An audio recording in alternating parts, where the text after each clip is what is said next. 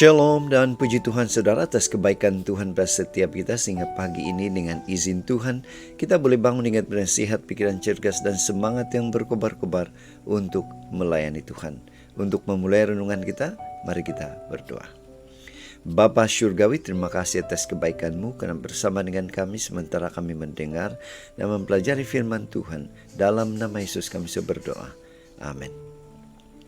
Saudara dan saudari yang dikasihi dalam Kristus, tajuk renungan kita pagi ini ialah kedatangan Tuhan seperti pencuri.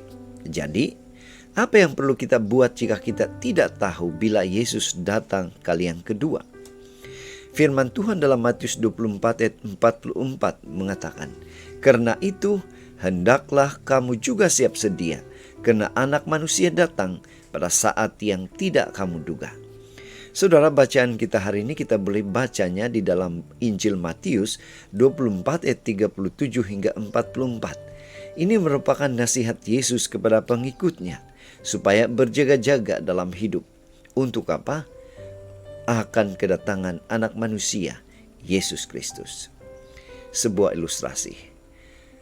Roy, seorang sahabat, bercerita tentang peristiwa kecurian di rumahnya beberapa waktu yang lalu. Kata Roy, "Kami mengalami 3 kehilangan karena kes curi. Pertama, si pencuri mencungkil jendela di suatu petang saat kami tiada di rumah. Kedua, rumah kami dimasuki pencuri saat kami mengikuti kebaktian Sabat di gereja. Dan ketiga, pencuri itu mencuri di siang hari saat kami sedang menghadiri satu perayaan bersama jemaat yang kami layani. Selain kehilangan barang berharga, satu persamaan dalam peristiwa ini ialah kami tidak pernah tahu bila si pencuri itu akan datang." Saudara, ketidaktahuan kita tentang bila datangnya seorang pencuri dipakai Tuhan Yesus untuk menggambarkan waktu kedatangannya yang kedua kali. Seperti dalam ayat 43. Dan hal ini berkali-kali ditekankan dalam Alkitab, dalam Tesalonika, Petrus, dan buku Wahyu. Dia, Tuhan, akan kembali suatu hari nanti untuk menghakimi seisi dunia. Kita menyebutnya sebagai kiamat atau akhir zaman. Dia akan datang dalam kemuliaannya, membawa penghukuman bagi mereka yang tidak percaya, namun akan memberi upah bagi setiap orang percaya kepadanya. Saudara, ada orang, bahkan orang Kristen sendiri, mencoba meramalkan bila Tuhan akan datang. Padahal Yesus telah memperingatkan agar tidak perlu susah-susah soal bila waktunya, melainkan lebih fokus kepada sikap kita menyambut kedatangannya, yaitu dengan apa? Berjaga-jaga atau siap sedia.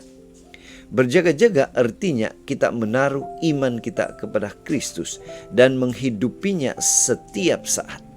Sehingga bila pun datang, kita siap sedia. Dengan begitu, kedatangannya justru menjadi sukacita bagi kita. Puji Tuhan saudara.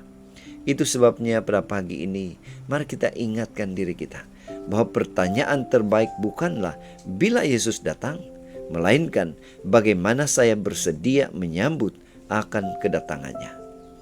Inilah doa dan harapan kita. Mari kita bersyukur, mari kita berterima kasih pada Tuhan, karena Dia memberikan kita kekuatan, kemampuan untuk selalu boleh berjaga-jaga dan tetap setia menunggu kedatangan Tuhan yang pasti. Mari saudara, kita tetap setia, tetap semangat, tetap positif, tetap sehat bersama dengan Tuhan sampai Maranatha. Tuhan memberkati kita. Mari kita berdoa. Bapa Syurgawi, terima kasih karena memperingatkan kami untuk sentiasa berjaga-jaga setiap saat. Karena kami tidak tahu bila kedatangan Tuhan yang kedua kali. Dalam nama Yesus kami berdoa. Amin.